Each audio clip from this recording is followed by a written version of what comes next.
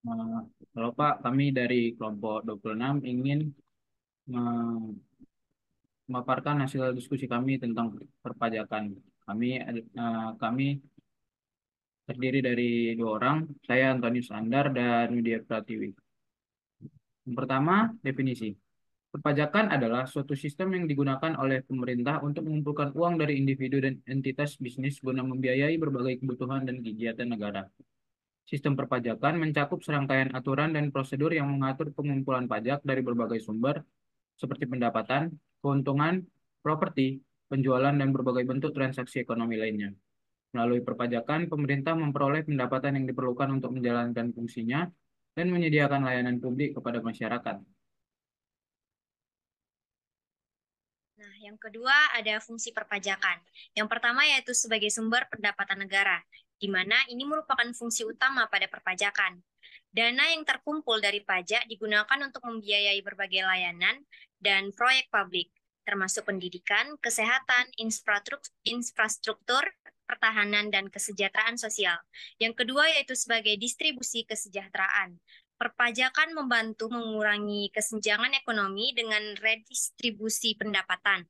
Pajak progresif, di mana tarif pajak meningkat seiring dengan meningkatnya pendapatan.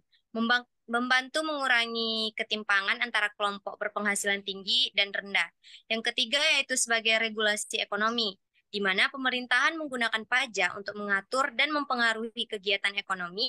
Insentif pajak dapat diberikan untuk mendorong investasi di sektor-sektor tertentu atau mengurangi pajak pada barang-barang ramah lingkungan. Sebaliknya, pajak yang tinggi dapat dikenakan pada barang-barang yang dianggap merugikan, seperti tembakau dan alkohol, untuk mengurangi konsumsinya. Selanjutnya yaitu sebagai stabilisasi ekonomi.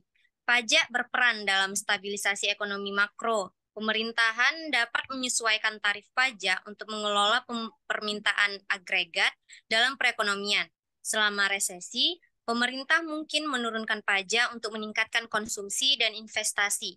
Sebaliknya, saat ekonomi sedang booming, pajak dapat dinaikkan untuk mencegah inflasi.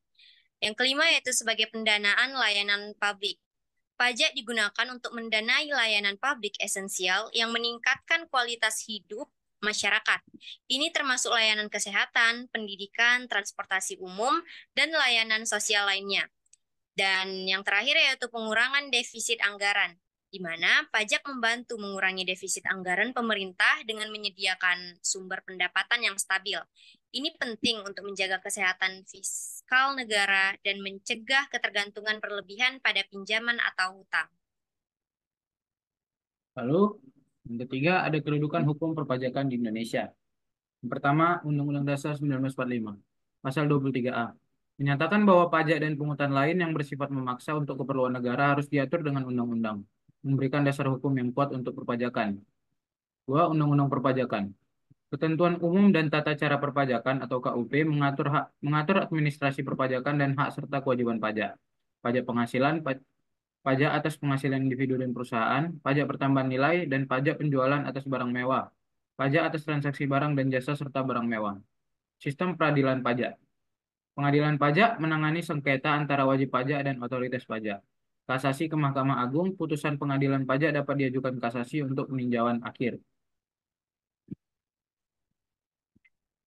Selanjutnya yaitu jenis pajak yang ada di Indonesia.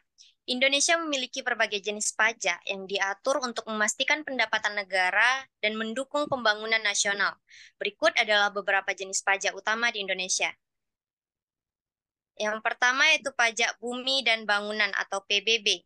PBB pedesaan dan perkotaan adalah pajak atas kepemilikan dan pemanfaatan tanah dan bangunan di kawasan pedesaan dan perkotaan. PBB perkebunan, perhutanan, dan pertambangan, di mana pajak ini yaitu pajak atas tanah dan bangunan yang digunakan untuk kegiatan perkebunan, perhutanan, dan pertambangan. Yang kedua yaitu bea materai, di mana pajak atas dokumen tertentu seperti akta, surat perjanjian, dan dokumen lain yang memiliki nilai hukum atau ekonomi. Selanjutnya, bea dan cukai. Bea masuk yaitu pajak atas barang yang diimpor ke Indonesia, bea keluar yaitu pajak atas barang yang diekspor dari Indonesia, dan cukai adalah pajak atas barang-barang tertentu yang dianggap perlu dikendalikan peredarannya seperti rokok, minuman beralkohol, dan produk lainnya. Tata cara pemungutan pajak. Yang pertama, pendaftaran wajib pajak. NPWP individu dan badan usaha mendaftar untuk mendapatkan NPWP. Dua, pelaporan pajak, surat pemberitahuan. Wajib pajak mengisi dan menyampaikan SPT tahunan dan SPT masak pada DJP sesuai periode pelaporan. Tiga, pembayaran pajak. Setoran pajak, pembayaran pajak dilakukan melalui bank atau sistem elektronik DJP.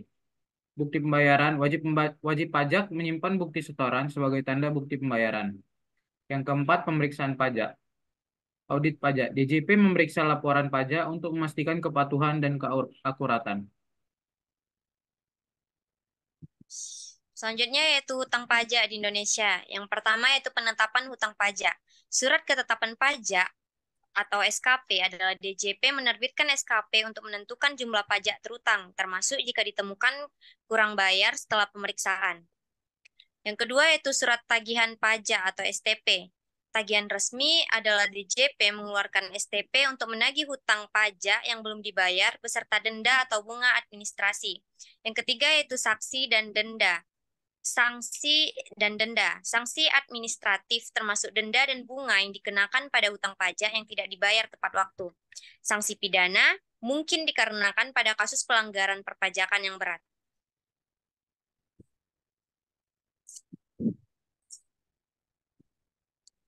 Ya, selanjutnya yaitu penagihan pajak. Penagihan aktif, DJP melakukan penagihan aktif termasuk surat peringatan dan tindakan penagihan paksa.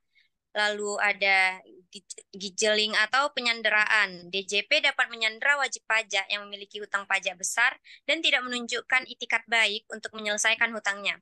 Dan yang terakhir yaitu pelunasan hutang pajak. Ada angsuran atau penundaan. Wajib pajak dapat mengajukan permohonan untuk pembayaran secara angsuran atau penundaan pembayaran. Dan ada pembayaran langsung, di mana wajib pajak diharapkan melunasi hutang pajak beserta denda dan bunga yang terutang. Lalu ada penghapusan hutang pajak, di mana ada pengampunan pajak.